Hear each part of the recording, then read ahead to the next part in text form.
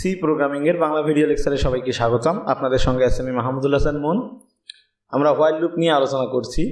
While loop দিয়ে আমরা বাংলাদেশটা অনেকবার প্রিন্ট করতে পেরেছি, আপনারা অবশ্যই সেটা প্র্যাকটিস করেছেন।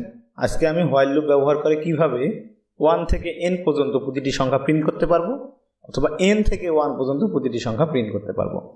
বিষয়টি আমরা কি বললাম, আমি 1 থেকে n অথবা n থেকে 1। তো চলুন উদাহরণ দিলে আপনাদের কাছে সেটা ক্লিয়ার হয়ে যাবে। আমরা প্রিন্ট করতে চাচ্ছি 1 থেকে n, বাংলাদেশ কথাটা না। আমরা প্রতি ক্ষেত্রে 1 থেকে n মানে কি, 1 থেকে n এর মান যদি 5 হয়, 1 2 3 4 5 এই সংখ্যাগুলো আমরা প্রিন্ট করব। তো শুরুতেই n এর মান নেওয়ার জন্য আমরা n নিলাম, i কে নিলাম আমরা হোয়াইল লুপের ইনিশিয়ালাইজেশনের জন্য। ওকে, আচ্ছা, দেন আমাদের n এর মানটা আমরা স্ক্যানএফ করে নিই এবার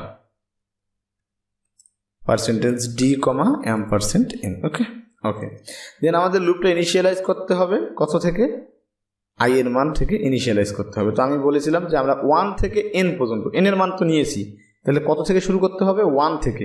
তো শুরু করতে হবে যেটা থেকে, সেটাই হচ্ছে আমার ইনিশিয়ালাইজেশন। তাহলে i এর মান কত থেকে শুরু করব, আমরা 1 থেকে শুরু করব। ইনিশিয়ালাইজেশন হয়ে গেল আমার 1। দেন আমরা কি করব, আমরা হোয়াইল লুপ নিব। হোয়াইল আমরা কতক্ষণ প্রিন্ট করব, 1 থেকে n পর্যন্ত, অর্থাৎ n এর চেয়ে ছোট বা সমান হলে প্রিন্ট করবে, n এর চেয়ে বড় হলে প্রিন্ট করবে না। তাহলে i এর মান ছোট অথবা সমান হবে কার, n এর, তাহলে সেটা প্রিন্ট করবে, না হলে প্রিন্ট করবে না। তাহলে কি প্রিন্ট করবে, 1 2 3 4, তাহলে i এর মানটা হচ্ছে প্রিন্ট করবে। কেন i এর মান একটু পরে আপনারা দেখতে পাবেন। তো আমি এখানে একটা স্পেস দিলাম, স্পেস দিয়ে প্রিন্ট করলে আপনাদের বোঝার সুবিধা হবে। i এর মানটা আমি প্রিন্ট করে দিলাম। দেন i এর মান তো প্রিন্ট হয়ে গেল। তো i এর মান শুরুতে কত ছিল, 1 প্রিন্ট হয়েছে, কারণ কি 1 n এর চেয়ে কম। n এর মান যদি আমরা 10 নেই, সেক্ষেত্রে 1 এর মানটা প্রিন্ট করে দিল। দেন তারপরে কত প্রিন্ট করতে হবে তাকে, অবশ্যই আপনারা বুঝতে পেরেছেন, 2 প্রিন্ট করতে হবে। 2 প্রিন্ট করতে গেলে কি এভাবে রাখলেই হবে, আবার কিন্তু 1 প্রিন্ট হবে, কিন্তু আমাকে প্রিন্ট করতে হবে কত, 2। তাহলে i এর মানটা কি এক বাড়াই দিতে হবে। তাহলে i প্লাস প্লাস আমরা ইনক্রিমেন্ট অপারেটর ব্যবহার করলাম। তাহলে i এর মান বেড়ে কত হবে, এখন i এর মান বেড়ে এখন হবে 2। তারপরে 2 প্রিন্ট করবে, 2 প্রিন্ট করার পর i এর মান বেড়ে কত হবে, 3 প্রিন্ট করবে। এভাবে n এর মানের ছোট বা n এর মানের সমান হওয়া পর্যন্ত প্রিন্ট করবে। তো চলুন আমরা যদি এটাকে রান করি, রান করার পরে সে বলবে n এর মানের জন্য আমার ওয়েট করবে, n এর মান আমাকে ইনপুট দিতে হবে। দেন n এর মান অনুযায়ী সে 1 থেকে n পর্যন্ত প্রিন্ট করবে। ওকে, তো চলুন আমি n এর মান দিয়ে দিলাম 10।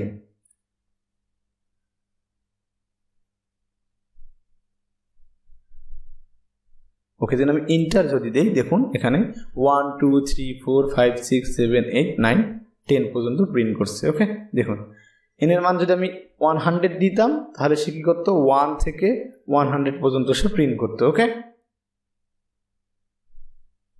কম্পাইলারটা একটু স্লো থাকার কারণে আউটপুটটা আসতে দেরি হচ্ছে।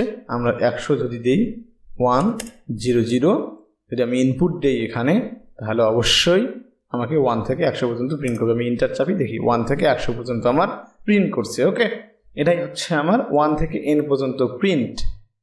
তো আমরা কিন্তু কোনো কারণে n থেকে 1 পর্যন্ত প্রিন্ট করতে পারতাম, অর্থাৎ আমি যদি 10 ইনপুট দিই, প্রিন্ট হবে 10 9 8 7 এইভাবে, ঠিক আছে। তাহলে আমি কত থেকে কত প্রিন্ট করব, n থেকে 1, কই থেকে শুরু হবে, আমার n থেকে শুরু হবে। তাহলে আমার ইনিশিয়ালাইজেশনটা কত হবে, n। আমি n থেকে শুরু করব, 1 করে কমাবো এবং প্রিন্ট করব। তাহলে কত পর্যন্ত যাবে, আমার 1 পর্যন্ত যাবে। তাহলে কন্ডিশনটা হবে যতক্ষণ না পর্যন্ত i এর মান গ্রেটার দেন ইকুয়াল 1 এর সমান বা 1 এর থেকে বড় হলে প্রিন্ট করবে। 1 হয়ে গেলেই প্রিন্ট করে স্টপ হয়ে যাবে। তখন কি 0 প্রিন্ট করবে না, কখন 0 প্রিন্ট করবে না, কারণ কন্ডিশনে আমি বললাম i এর মান 1 এর থেকে বড় বা সমান। দেন i এর মানটা প্রিন্ট করবে। এখন i কি ইনক্রিমেন্ট হবে না ডিক্রিমেন্ট হবে, 10 9 8 7 এভাবে হলে অবশ্যই কী হবে, ডিক্রিমেন্ট হবে। ডিক্রিমেন্ট কি দিতে পারি আমরা, i মাইনাস মাইনাস। অবশ্যই আমার increment operator decrement operator video দেখলে আপনারা এগুলো ক্লিয়ার হয়ে গেছেন। ওকে, চলুন এবার যদি আমরা এটাকে রান করি, তাহলে কি আউটপুট আসে সেটা আমরা একটু খেয়াল করি।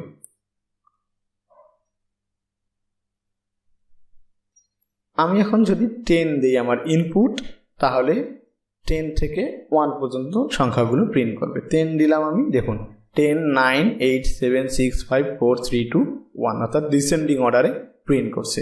এখানে যে বিষয়টি আপনাদের কাছে ক্লিয়ার হতে হবে সেটা হচ্ছে, আমি ইনিশিয়ালাইজেশন কি করেছি, ইনক্রিমেন্ট করেছি না ডিক্রিমেন্ট করেছি, কন্ডিশন কি দিয়েছি, এই বিষয়গুলো ক্লিয়ার না হলে লুপের কনসেপ্ট আপনাদের ক্লিয়ার হবে না।